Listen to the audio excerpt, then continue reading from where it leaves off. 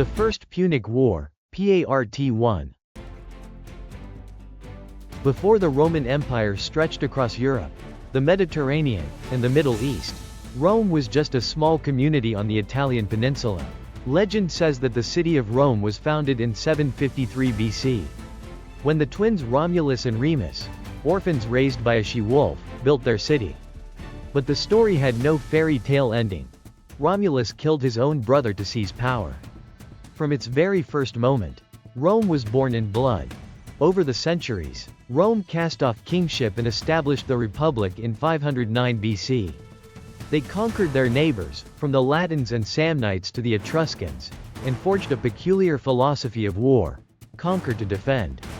In Rome, war was not just survival, but the only path for consuls, each holding power for just 1 year, to etch their names into history.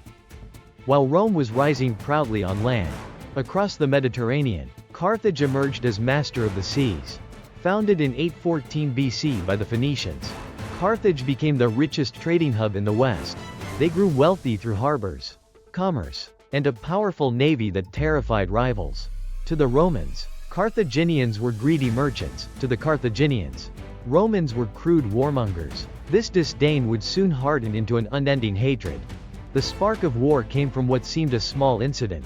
A band of Italian mercenaries, the Mamertines, seized the city of Messana in Sicily, slaughtering men and taking women as wives. Outraged, Syracuse, a Greek city-state, marched against them. Cornered, the Mamertines called for help from Carthage. Carthaginian forces arrived, claiming to protect, but in truth seizing Messana for themselves. Yet another Mamertine faction secretly appealed to Rome. Rome now faced a fateful choice. To intervene meant confronting Carthage. But it was also a chance to set foot in Sicily, the strategic island at the heart of the Mediterranean. True to its nature, Rome chose the only path it knew: war. In 264 BC, for the first time, Roman legions crossed the sea. Landing at Messana, Carthage and Syracuse together besieged the city. But Rome drove them both back. From that moment, the two superpowers entered a 23-year struggle, the First Punic War. Sicily became a furnace of war. Rome quickly struck Agrigentum, a major Carthaginian stronghold. The siege dragged on, supplies dwindled, both sides withered.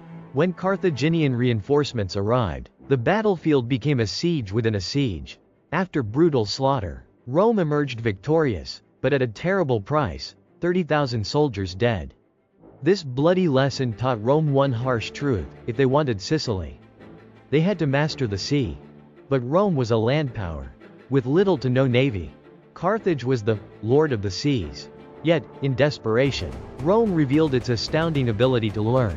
When they captured a stranded Carthaginian warship, they copied it detail by detail. Within just 2 months, a fleet of 120 brand new warships was launched. Their first naval battle at Lipara was a disaster: green oarsmen, clumsy commanders. But soon they devised a way to turn the sea into land. The Corvus, a wooden boarding bridge with an iron spike, dropped onto enemy decks. It locked ships together, transforming naval combat into infantry battles, Rome's greatest strength.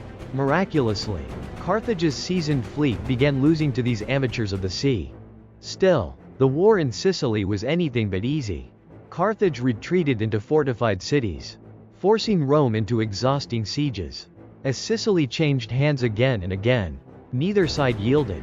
By 256 BC, Roman consul Marcus Attilius Regulus declared, instead of bleeding out in Sicily, let us carry the war to Carthage's very gates. Rome assembled a massive fleet, laden with cavalry and supplies, preparing to invade Africa. Carthage, of course, would not allow its enemy to land unchallenged. And so, at Cape Ecnomus, the two navies clashed. Nearly 680 ships, over 300,000 men, one of the largest naval battles in human history. Carthage tried to encircle, but their massive formation broke into chaos. Rome, using the Corvus, turned the sea into a battlefield of infantry slaughter. After hours of desperate combat, Rome triumphed. The road to North Africa lay open. The First Punic War, born from a small incident in Messana, had become a death struggle between the two Mediterranean superpowers. For the Romans, young, Aggressive, masters of infantry, quick to learn and innovate. For the Carthaginians, wealthy, rulers of the seas, but often defensive and less adaptable. After years of deadlock in Sicily, victory at Cape Ecnomus proved Rome was not only a land power, but now a challenger on the seas as well. Yet this was only the beginning. The war was far from over, and tragedies, turning points, and epic struggles still awaited. This is only part 1 of the Punic War. Stay tuned for part 2 in the next video.